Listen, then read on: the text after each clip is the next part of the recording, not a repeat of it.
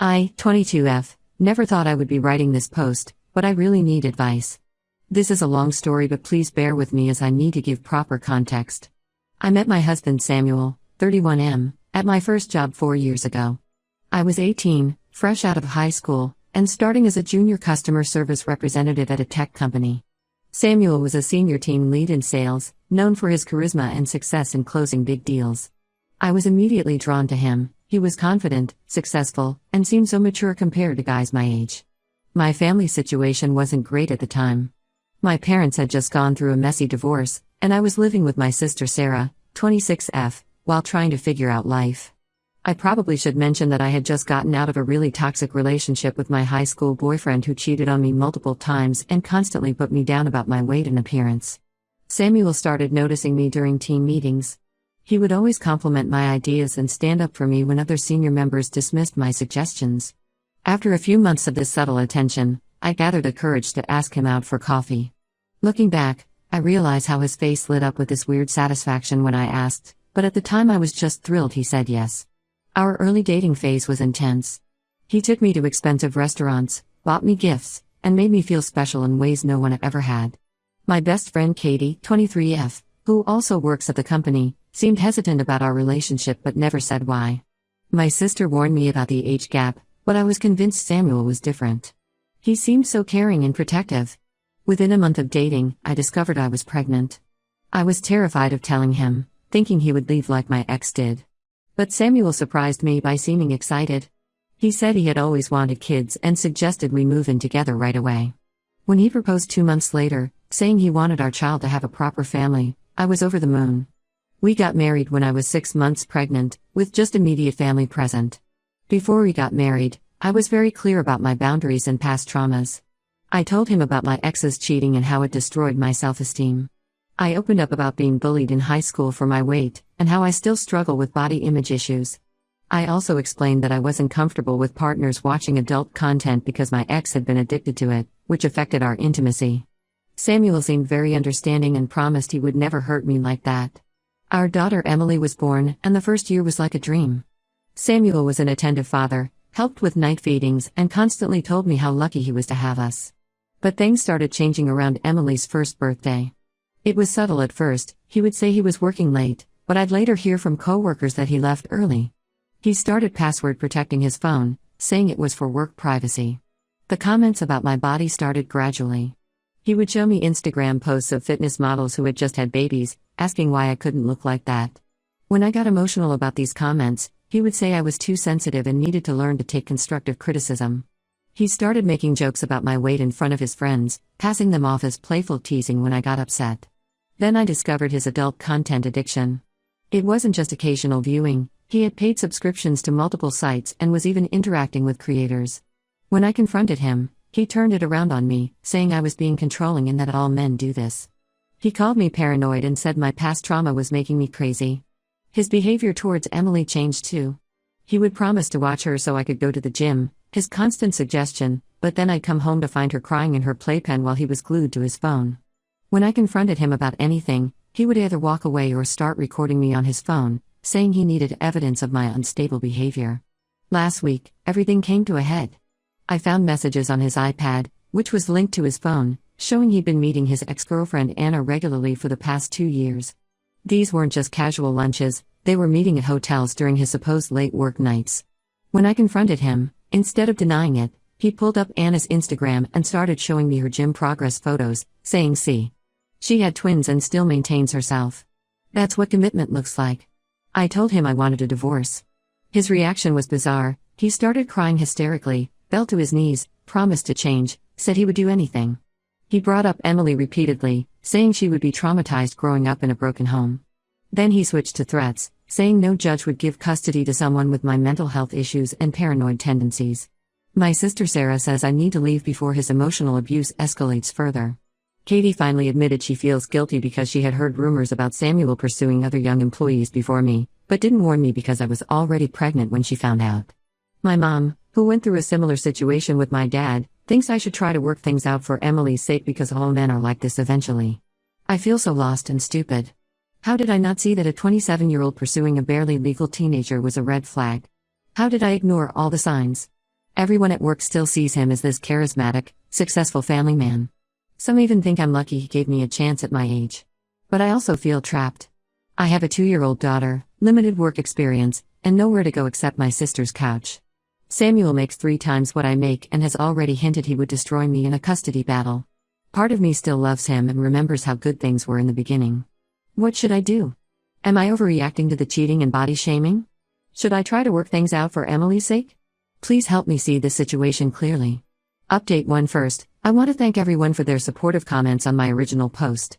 Many of you highlighted how Samuel groomed me, pointing out signs I had normalized. Special thanks to those who shared similar experiences, your stories gave me courage. After reading the responses, I finally gathered the strength to leave. It wasn't easy. The night I told Samuel I was taking Emily and staying with Sarah, he had another emotional meltdown. He kept switching between crying and threatening me, saying things like you'll never make it without me and no one else will want you with a kid and all your issues.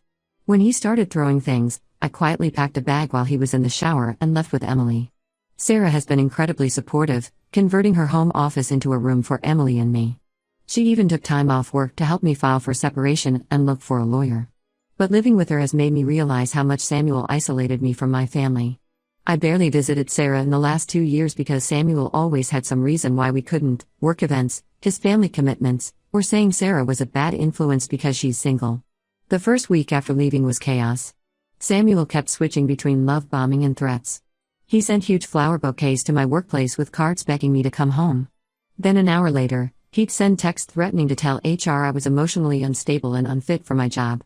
He even tried to convince our family doctor to tell him about my past therapy sessions. Thankfully, doctor-patient confidentiality prevented this. But the real eye-opener came when I returned to work. 2 younger female colleagues, Megan, 20F, and Rachel, 19F, reached out to me privately.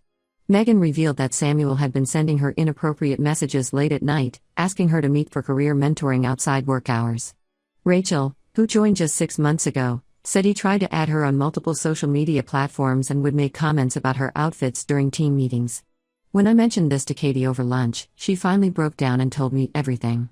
Apparently, before Samuel pursued me, he had tried the same tactics with her. He would offer to mentor her, compliment her in meetings, and eventually asked her out. Katie declined because another senior employee had warned her about Samuel's pattern with young female employees. There were at least 3 other girls before me, all following the same pattern. He would pursue them shortly after they started working, love bomb them with attention and gifts, then move on to someone new. Katie said she wanted to warn me when Samuel started showing interest, but by the time she found out we were dating, I was already pregnant and so happy. She felt telling me then would only hurt me. I understand her reasoning but can't help feeling betrayed that my best friend kept this from me.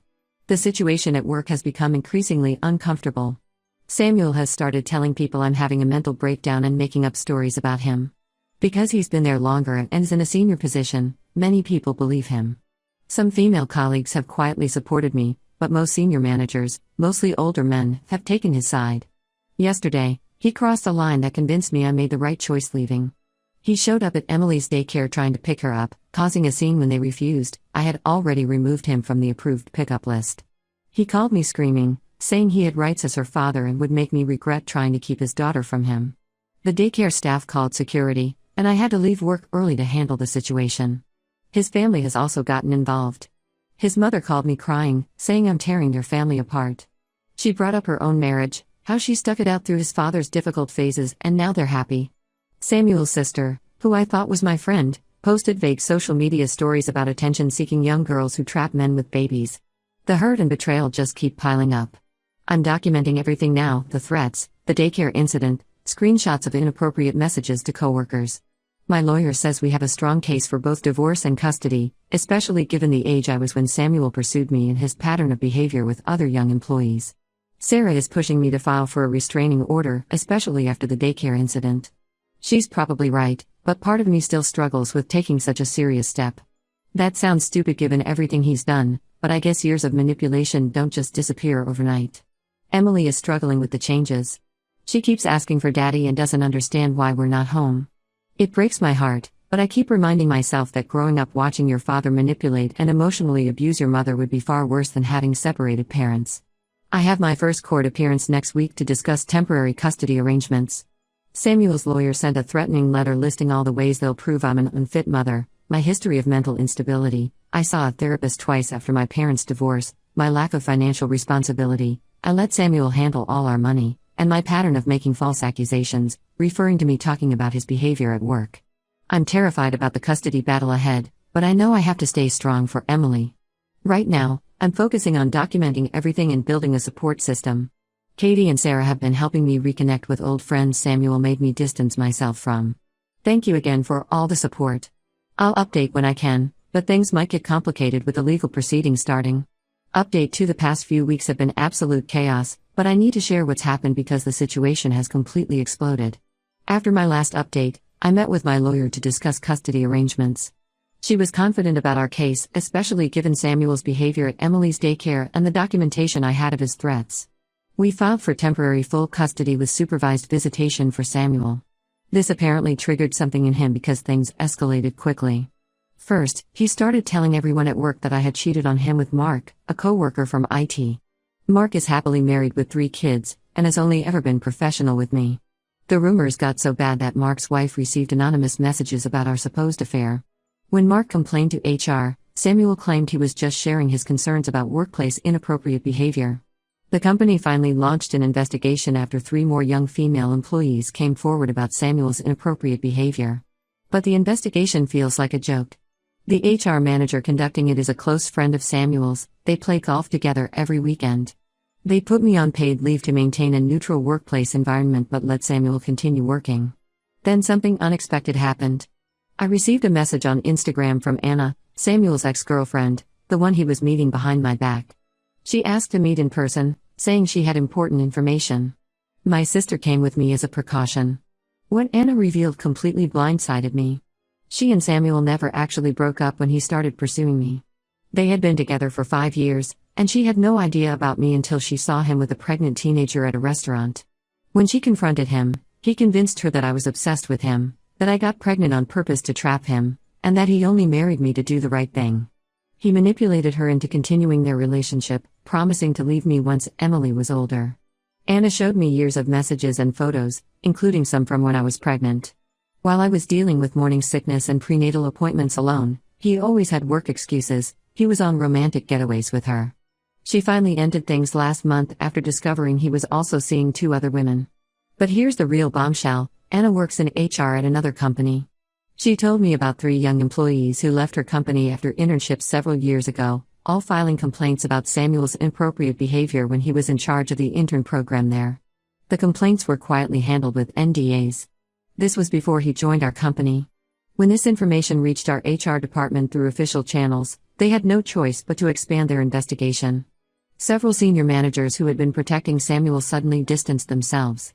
2 days ago, he was placed on administrative leave. Samuel completely lost it after being suspended. He showed up at Sarah's house last night, clearly drunk, demanding to see Emily.